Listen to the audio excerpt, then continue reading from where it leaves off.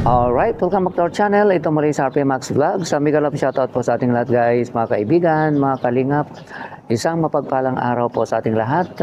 Naway na sa mabuting kalagayan po ang lahat guys sa mga panahong ito. Araw po ngayon ng Huwebes, November 21, 2024. Okay, gusto ko lang pong gawa ng reaction guys, itong episode 65. Kung saan marami pong mga nagaganap no, na nakakatuwa, nakakakilig, at meron din namang portion na mga emotional. Okay? So, bago po natin gawa ng komento guys, ito, panoorin muna natin sandali itong maiksing video clip na ito. Okay? So, ito po yun.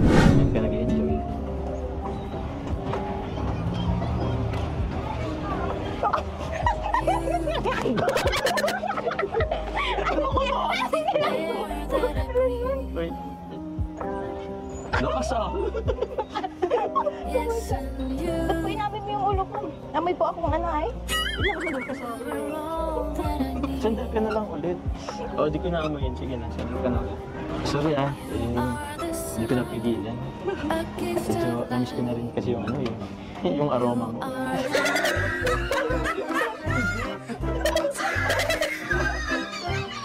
Joke lang. Siyempre, alam ko naman yung amoy mo. Mabango pa rin. Kayo nga po eh. Bakit? Amoy usok po. Nagsamit kasi sa kanya. Yun, so napanood po natin guys.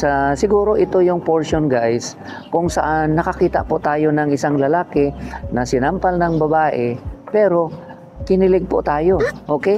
So usually pag nakakita po tayo ng nagsampalan, medyo nagagalit ka doon sa nananampal. Okay? At magtatanong ka, ano bang problema?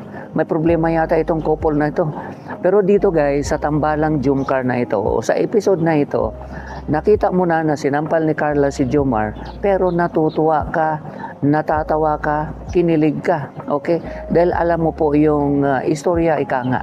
Okay? So, nakakatuwa itong portion na ito guys. Dahil alam ko marami po ang kinilig dito sa portion na ito. Okay? Si Carla yung nakikita ko guys na meron po siyang attitude, no? Na kapag nabigla o halimbawa biniro mo, may tendency siya na either itulak ka o di kaya yun nga po no, pag nabigla siya, pag hindi niya gusto yung ginawa mo sa kanya, yun, sasampaling ka o baka itutulak ka. Okay? So may mga ganun po talagang, ika nga, natural instinct po nila kung paano nila sagutin kung ano po yung ginawa mo sa kanila. So so yun po gayang isang nakakakilig sa episode na ito. Okay? So ito pa, panoorin pa natin. Hindi ako pogi. Sino bumubulong sa'yo na hindi ako pogi? Ano po ay, may narinig po ako dun sa meet and greet. Joke lang po. Nag-disappoint ba sila na nakita nila akong personal? Sino ba yun? Kaya pala nabawasan yung subscribers ko ah. Pagtingin ko ng after meet and greet, akala ko nagdagdagan. Yun, bumawas. Napangitan ata sa akin. Ayun, so napanood po natin guys.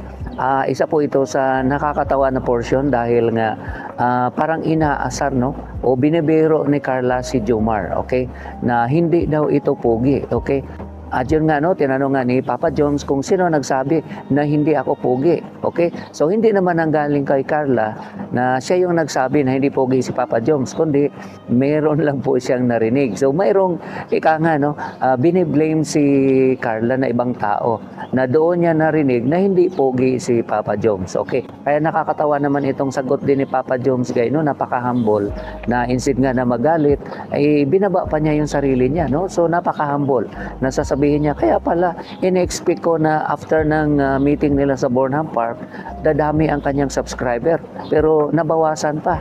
Siguro nga napangitan sa kanya. Si Papa Jones guys, no, sa nakikita naman po natin guys, no, hindi man siya kapugihan pero napaka-caring po niya. At okay naman po yung kanyang itsura. Ika nga, hindi din naman po yan patalo no, sa mga ibang gwapo. Ay gwapo na din po siya. Okay? Pero kung ikumpara natin sa mas gwapo sa kanya, di siyempre ibang usapan po yun. Pero ang ano kasi guys, sabi nga po natin, ang beauty o kapugihan is subjective. So depende po yan sa tumitingin. At tayo naman, no, kung pipili tayo ng tao talaga na makasama, hindi po tayo nakadepende lang sa itsura ng tao, kundi maraming factors, no? Kanyang kabaitan, o malay mo marunong siya magluto, at iba siya kung magmahal, talagang tapat sa'yo. Malaking bagay po yun. Meron nga dyan, super gwapa, super gwapo, pero ang sama naman ng ugali. Okay? So, beauty is subjective at nasa taong tumitingin. At hindi lang po tayo nakabisi doon kung ano po yung panlabas na itsura o panlabas na anyo ng isang tao pag tayo ay nagmahal. Okay? So ito pa guys, panoorin pa natin. Alam mo ba, Carla? Ang relasyon, parang saban lang. Dapat sabay kayong pumipedal. Dapat sa isang direksyon lang. Hindi pwede yung isa papunta kaliwa, yung isa naman papunta kanan. Diretso lang. Kung sakali man may gustong kumaliwa, parang pangit lang. Para isa lang yung patutungan mo. Ganun ang relasyon. Sana, tulad ng sagwan, ganun rin tayo. Na isang patutungan natin sa dulo.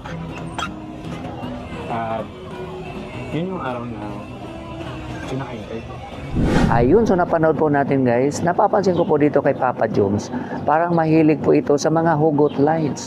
At ang ganda po ng kanyang binanggit, no, tungkol nga sa isang relationship na parang pagsasagwan lang po, no? Nahalin tulad po niya sa pagsasagwan. Kasi sa umpisa guys, no, sa napanood po natin, hindi sila makalis-alis kasi nga, hindi nila maayos yung kanilang pagsasagwan. Hindi sila makadiri-diretso dahil nga, hindi tama yung kanilang mga stroke, no? Hindi tama. Kaya nga po, naahalin tulad po ni Papa Jones na ang relationship parang pagsasagwan lang din. Okay? So, napakagandang halintulad, ika nga ang ginawa niya. Okay?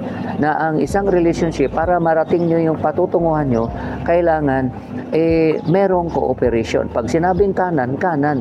Pag sinabing kaliwa, kaliwa yung direction. So, napakaganda ang kanyang halimbawa, no? Kung meron nga naman kayong relationship, kailangan nyo pong i-work out, no? Kailangan meron kayong cooperation. Okay? So parang pagsasagwan, kung hindi kayo mag-cooperate sa isa't isa, ay hindi nyo marating yung gusto nyo marating. Okay? At kailangan yung suporta. Kailangan magsuportahan kayo sa isa't isa. Sabi nga, united we stand, divided we fall. Okay? So ito pa guys, panoorin pa natin.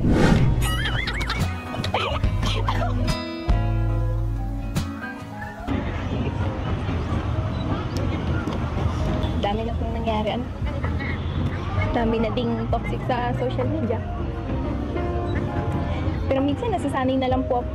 Hinahayaan ko na lang. Siya? Umiyak ka pa ba? Siyempre po, hindi naman maiiwasan. Akala ko nasasanay ka na. Sa bagay, dalating talaga yung time na minsan, pag napupunod tayo, iyak na lang din talaga natin. Pero, kaya naman yan. Pero yun po, sana kahit na anong mangyari, nandyan ka pa rin. Nandito pa rin yung Jomcar, napatag. Oo naman. Sana ganun ka din. Na kahit sobrang bashi na rin ng natatanggap natin parehas, hindi na natin alam kung sino pa niniwalaan. Sana, doon pa rin tayo, andyan ka pa rin, matatag. Promise ba yun? Promise po. Promise? Ay, dito na lang. Promise? Promise po. Isang ganito nga. The air that I breathe. Ayun, so napanood po natin guys, ito po yung emotional portion sa episode na ito. Okay? At dito nga, no, nabanggit ni Carla, marami na po ang nangyari. Okay? Malayo na ang narating po nila. At marami na din po ang toxic, no, sa social media.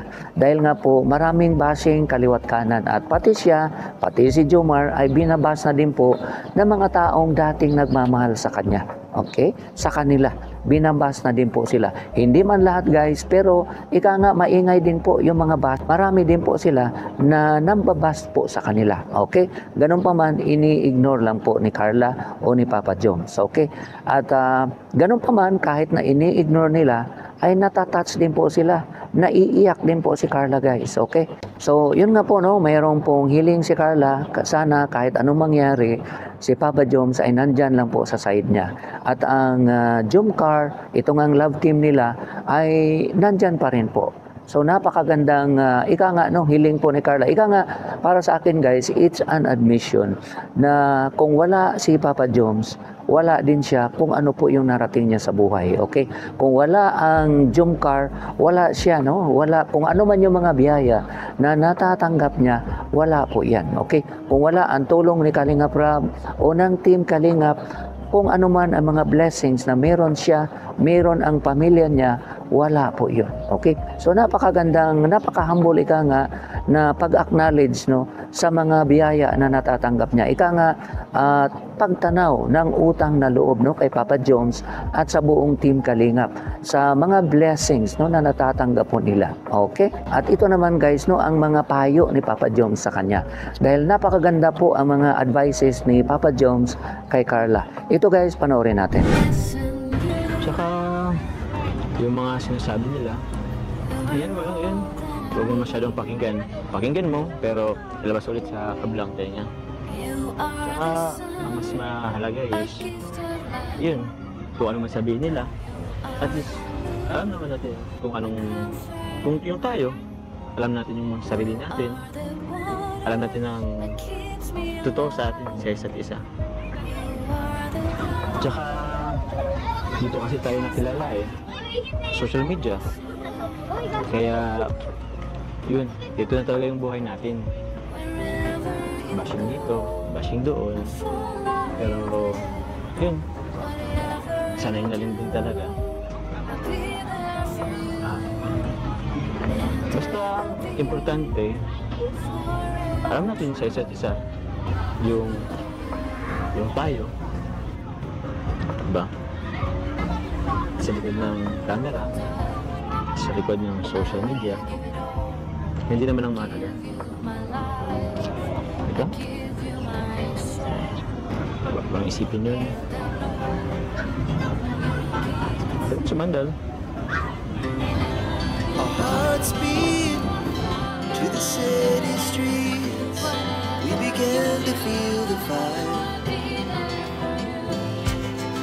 We rise like tall buildings as the chemicals that take us higher.